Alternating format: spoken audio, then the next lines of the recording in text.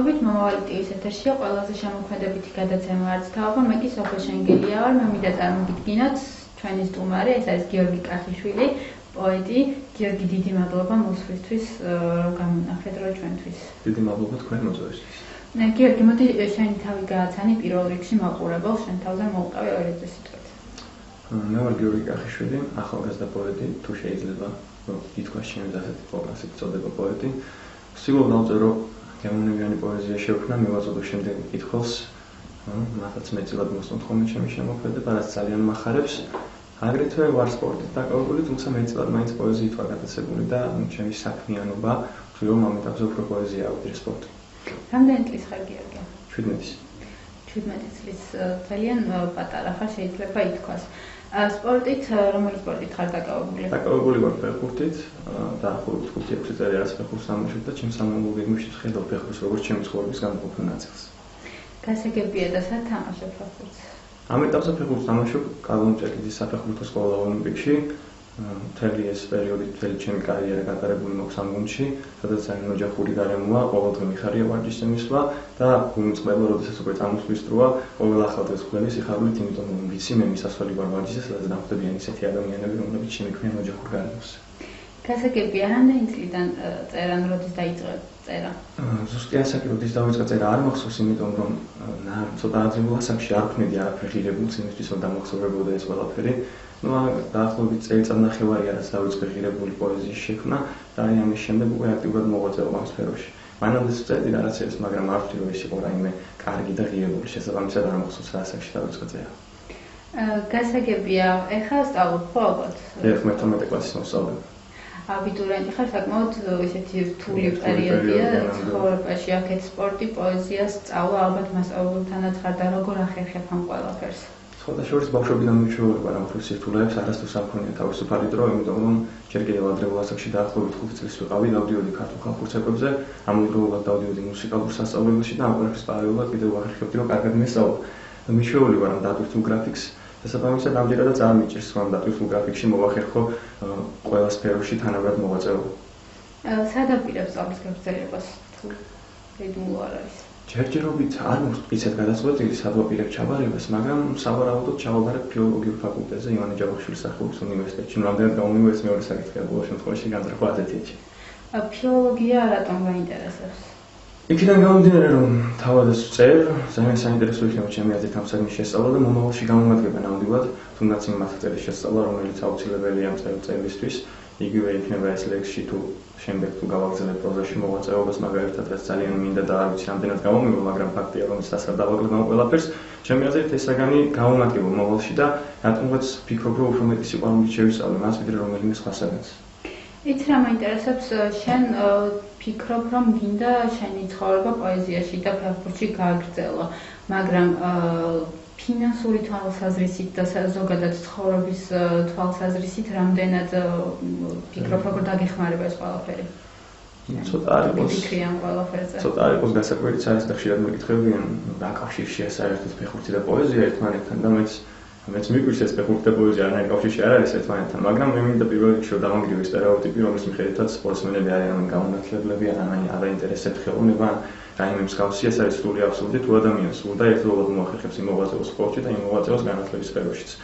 მომავალში არ ვიცი ფინანსურ ხარჯებში რამდენად გამართულად მექნება საქმე, არ ვიცი, მაგრამ იქიდან გამომდინარე, რომ მიყვარს ორივე საქმე, ვაპირებ ორივეს მოვკიდო ბოლომდე ხელი და ჩემთვის საერთოდ არ აქვს მნიშვნელობა, რამდენად გამართული ვიქნები ამ ფინანსურად, ვიქნები გამართული საერთოდ არ ვიქნები, იქნება ეს გაჭირვება თუ არ იქნება, იმდენად მიყვარს ორივე საქმე, რომ ვაპირებ თუნდაც იმ გაჭირვების მიუხედავად, რომელიც ნამდვილად დაყოლება თანამედროვე ცხოვრებაში, მაინც ორივე საქმეს მივყო ხელი ერთდროულად.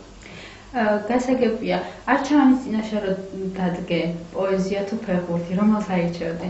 ხო, აი, ხშირად მისვამენ ასეთ შეკითხვას და ალბათ ძალიან გამიჭირდება არჩევანის გაკეთება და არ მინდა მანამდე ვიფიქრო ამაზე, ვიდრე რეალურად ამაზე ფიქრი საჭირო გახდება. იმიტომ რომ ალბათ ეხლა ვერ მივიღებ მე ამ გადაწყვეტილებას, ასეთ ადრეულ ასაკში რომ მომიწიოს ასეთი გადაწყვეტილების მიღება, სად არ ვარ ნამდვილად ასეთი არჩევანისთვის და ვფიქრობ, რომ არც უშლის ერთი მეორე იმდენად ხელს, რომ რეალურად რომელიმეს არჩევა დამჭირდეს. ბოლო-ბოლო 1-2 საათი მაინც გამოჩნდება დღეში ისეთი თავისუფალი, რომ დაждე და რაღაცა დაწერო. ეს მართალია ფეხბურთი ცოტა ისეთი სპორტია, დასვენება ჭირდება, გონების და გონებრივი დასვენება ჭირდება ფეხბურთს, ძალიან კაც რეჟიმში უნდა იყოს. მაგრამ ვთვლი რომ მაინც გამოვნახავ, თუნდაც 5-10 წუთს იმისთვის რომ რაიმე შევქვა და რაიმე დავწერო. ამიტომ ვართ რომ მეოდეს უნდა მიწევს ასეთი არჩევანი წინაშე დადგმა. გასაგებია, შენი ერთი ლექსი წაგვიკითხე, ხა თუ არ ხარ წინააღმდეგი. კი ბატონო. რაც სწრაფად იწვის, სწრაფად ვექრება. ვამბობ ყველაფერს დრო აქვს თავისი. იშვიათია კენჭობა ქვებმა დაიბრალონ და გაითავისე რომ თუცა ღრუბელს იცვამს შავებად, თუ პოეზიაც ფიქრობს შავებზე. მე არც პირდაპირ დამნაშავე ვარ და არც ნაკლები დამნაშავეზე. რომელიც უნდოდ და გულგელად მხშირავს და უნებურად ხდები ფირალი. უნდა ყოფოხეს, ყოფილ და ხშირად გადაუჩრდილავს ნაყოფიანი. იშვიათია კენჭობა ქვებმა დაიბრალონ და გაითავისე, რა სწრაფად იწვის, სწრაფად ვექრება. ანუ ჩემი დრო მოვათავისით. ბრავო, შესანიშნავი ლექსია, მინდა გითხრა. შენი საყვარელი ლექსი შენივე დაწერილებიდან თუ გაქვს რომელიმე, რომელიც ყველაზე მეტად გიყვარს? ჩემი აზრით პოეზიისათვის ყველა ლექსი ერთნაირად მოუყვარდეს, ან საერთოდ არ მოუყვარდეს თავისი არც ერთი ლექსი. მაგრამ არის ერთი ლექსი, რომელიც გამორჩეულად მიყვარს, ეს ალბათ იმის გამო, რომ მქონდა ერთი პერიოდი, როდესაც ვერ ვქნდი საერთოდ ვერაფერს და საბოლოოდ აი ამ დიდი ჩავარდნის შემდეგ მივიღე ეს ლექსი, რომელიც გადმოვიტანე ფურცელზე და ყველა ჩემი ემოცია ერთად ჩავაქსოვე. კარგი, მაშინ ეს ლექსი გადაცემის ბოლოსთვის შემოვინახოთ, თუ შეიძლება, და სულ ამით დავასრულოთ. მანამდე მითხარი, რა გეხმარება წერაში? მუსიკა თუ სიწყნარე? ჩემთვის სხვადასხვა სულ ერთია, როგორი გარემო იქნება, ნებისმიერ გარემოში შემიძლია წერა, მაგრამ რა თქმა უნდა, კარგია ეს ჰარმონიული ფონი, რომელიც ჩემი აზრით ყველას დაეხმარება წერაში. ზოგადად არსებითი მნიშვნელობა არ აქვს, შემიძლია ხმაურში წერო, შემიძლია სიტყვანებში წერო, შემიძლია მუსიკის ფონზე წერო და სხვა შორის ზეპირად შემიძლია დავწერო რაიმე, ამას არანაირი პრობლემა არ მაქვს, ეს უცნაური თვისებაა ნამდვილად. მაგრამ შემიძლია ასეთი რამ და არსებითი მნიშვნელობა არ აქვს ჩემთვის, რაიმის ფონზე დავწერ თუ დავწერ სულ სიწყნარეში. მაგრამ რა თქმა უნდა, თუ მაქვს ამის საშუალება, მაინც ვთავ რამდენიმე კლასიკურ მელოდიას და ეს მეხმარება ნამდვილად წერაში. თუმცა აუცილებელი დანიშნულება და ფუნქცია ამას არ აქვს ჩემთვის. რაიმე უცნაურ მდგომარეობაში ყოფნისას ხომ არ დაგიწერია ლექსი, ან გულისხმობ უცნაურ სიტუაციაში? უცნაურ სიტუაციაში არ დამიწერია, მაგრამ აი უცნაურ სიტუაციაში რომ მომკვდარო, მე უკვე დამიწერია ამ უცნაურ სიტუაციასთან დაკავშირებით ლექსი. ნუ ეს ჩემი აზრით არის ესეთი სიტუაცია უცნაური, რომ სხვისი აზრით შეიძლება საერთოდ არ იყოს ეს უცნაური. მაინც დავკონკრეტდეთ, თუ შეიძლება. მაგალითად, ერთხელ ვიყავი ასული ახლობელთან საბძიმარზე და იქ მოვისმინე ესეთი რაღაც ერთ-ერთმა ადამიანმა დასვა შეკითხვა, როგორ მოკვდაო და მეორე მოპასუხა, აბა რას ამბობ, კი არ მოკვდა, გარდაიცვალაო და ცოტა არ იყოს ასეცილო ეს გამეთანხმებით. ზოგადად სიტყვა გარდაიცვალოს მიმართ არაფერი საწინააღმდეგო არ მაქვს, მაგრამ როდესაც ადამიანს აქვს ესეთი დამოკიდებულება, კი არ მოკვდა, გარდაიცვალა და როდესაც ძალიან დიდ განსხვავებას ხედავს ამ სიტყვას შორის, ცოტა არ იყოს ასეცილოა და შემდეგ გზაში სხვადასხვა ეს ერთ-ერთი ლექსია, რომელიც ესე ზეპირად მონებაში დავწერე. შემდეგ გზაში შეიქმნა ამასთან დაკავშირებით ლექსი, რომელსაც დავარქვი გარდაიცვალა არ მომკვდა. გასაგებია, თუ ოჯახის წარები თუ გიწყობენ ხელს, თუნდაც წერაში, როდესაც შენ გირჩენია მარტო იცოდა და წერო, ან თუნდაც ფეხბურთში, ზოგადად ამ ყველაფერში ამდენად გეხმარებიან?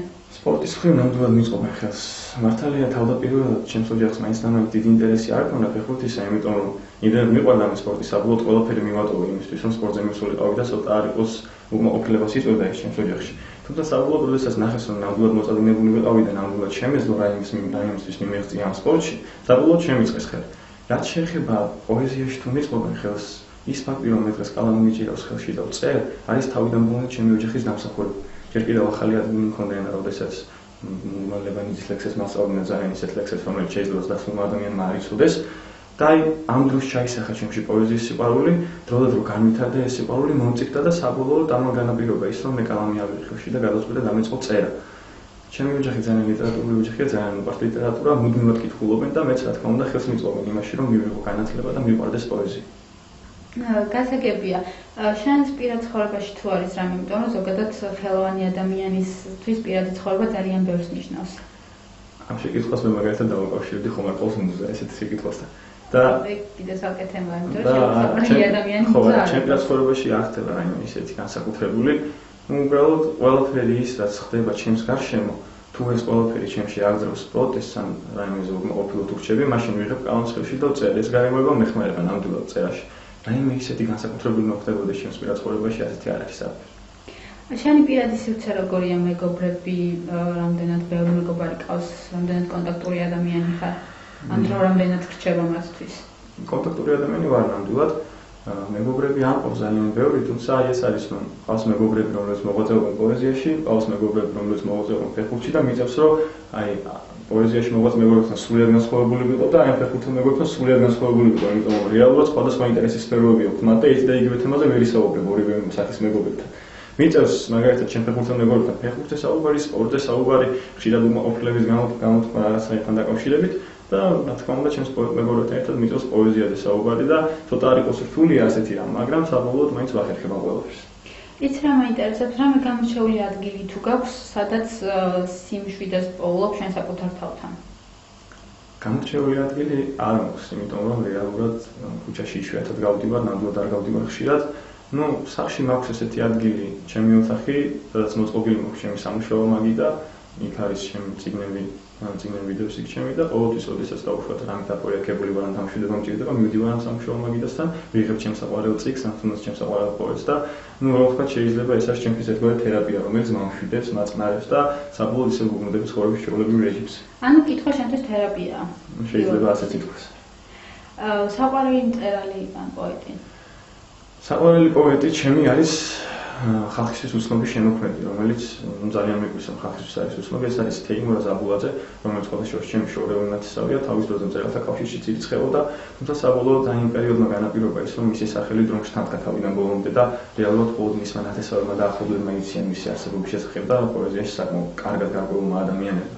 ჩემი აზრით ამ ადამიანმა მოახერხა და შექმნა შემოქმედება, რომელზეც საუბრები უნდა გაიზარდო. მაგრამ იმ ფაქტმა, რომ ეს პოეტი არის უცნობი საზოგადოებისთვის, რა თქმა უნდა, გული დამწყვეტა ძალიან, მაგრამ მე მაქსიმალურად შევეცდები ვაქვეყნებ კიდევაც ხშირად მის შემოქმედებას, იმიტომ რომ ხალხმა უნდა იცოდეს რა არის შემოქმედება. რაც სამწუხაროდ დღესდღეობით შემოქმედებას ვერ შეხვდები ბევრგან და ძალიან იშვიათია და დარჩება შთამომავლობას.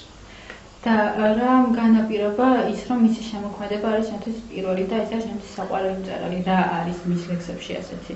ისიც ჩემს გავსად მე მაგალითად წერ ცხოვრების სიზნელებზე, იმ სიზნელებზე, რომელიც შეიძლება ახალგაზრდა ადამიანს შეხვდეს საკუთარ ცხოვრების გზაზე. ის ადამიანი ზუსტად ასე წერდა, მისი ცხოვრებაც ძალიან ბევრი დაყოლებებით იყო სავსე და ამ დაყოლებების გადალახვაზე წერდა ეს ადამიანი და ზუსტად ეს ლექსები და პოეზია ეხმარებოდა იმაში, რომ გადაელახა მას ეს პრობლემები. მისი შემოქმედება არის უდიდესი ტკივილით გამშვალული და ხშირად მის ლექსებს ოდესაც ვკითხულობ, ვაიგივებ საკუთარ თავთან და ხშირად ვცნობ ხოლმე საკუთარ თავს მის შემოქმედებაში, თუნდაც მის პერსონაჟებში, იმიტომ რომ პოემაც აქვს მას ერთ-ერთი დაწერილი, ეს ცოტა საბავშვო პოემაა, მაგრამ იმდენად გუში ჩამწვდომია და იმდენად გულთან ახლოს მისატანი, რომ ხშირად მის პერსონაჟებში საკუთარ თავს ვცნობ ხოლმე. და ამიტომ მიყვარს ალბათ მისი შემოქმედება ასე გამორჩეულად სხვებისგან. რამე ოცნება თუ გაქვს ცხოვრებაში, მიზანი არა ოცნება? ოცნება რა თქმა უნდა მაქვს. მიზანი და ოცნება ჩემი აზრით იმით განსხვავდება, რომ ერთი უფრო მიწოწმუნეა, ვიდრე მეორე და მაქვს ბევრი ოცნება, მაგრამ რამდენად შეიძლება ამ ოცნებების ახდენა, ეს უკვე მეორე საკითხია. თუ ოცნება არის, რომ ამ საუკეთესო ოცნებები იყოს, რა თქმა უნდა, მოგზალებული ოცნება არ უნდა იყოს, ოცნება მოგზალებული არ შეიძლება რომ იყოს და მეც აი ზუსტად ისეთი ოცნებები მაქვს, რომ ძალიან მცირეა იმის შანსი, რომ ადამიანი ეს ოცნება აიხდნოს. მაგრამ ოცნებები ხდებაო, რა თქმა უნდა და მეც მაქვს, რომ მეც მოვახერხო საკუთარი ოცნებების ახდენა. და მაგალითად რაზე ოცნებობ? თუნდაც სახელოვან ფეხბურთელობაზე ისე გუნდში თამაშზე, რომელიც ძალიან დიდი პრესტიჟი იქნება ამ კლუბის მაისურის მორგება. თუმცა ჩემი მთავარი მიზანი ამ ოცნებისგან განსხვავებით მაინც ის არის, რომ ჩემი ქვეყნის სახელი გავიტანო საზღვარგარეთ. იქნება ეს პოეზიის კუთხით, იქნება ეს ფეხბურთის კუთხით, თუ რაიმე სხვა კუთხით. კარგი, ბოლოს დაპირებული ლექსი წაგუკითხე და დავამთავრე. ჩემი ტკივილის წერ თანაზიარ ქალზე, რომელიც საერთოდ არ გგავს. შენ არ გჭირდები, ამიტომ ზივარ დამარტყობის ვიზუთხავ ანბანს. ვცდილობ მუდმივად გამივცხოვ და თავს მარიდებ უაზრო ყდემით და მე საკუთარ საფლავში ვცხოვრობ და მე საკუთარ საფლავში ვყდები. გავარ ხალხისგან ვერ წვდომი ლიგავს და მიტოვებულს ყველასგან სივცეს. მე სული შენი სულისთვის მიტყვის. მე გული შენი გულისთვის მიცემს და მე ნებდები სატირულ სიცილს. ამ უჩვეულო სურათით თვალწინ მუხშემართული გახარდა იცი ბოლოში ყოლფად გასხმილი ბაწრის. ბრავო, კიდევ ერთხელ ართუანებული ვარ შენი შემოქმედებით. კიდევ ერთხელ დიდი მადლობა მოსვლისთვის. მე მომავალ შეხვედრამდე გემშვიდობებით, ადანოთ თვალი მომავალ კვირას და თავებას დროებით.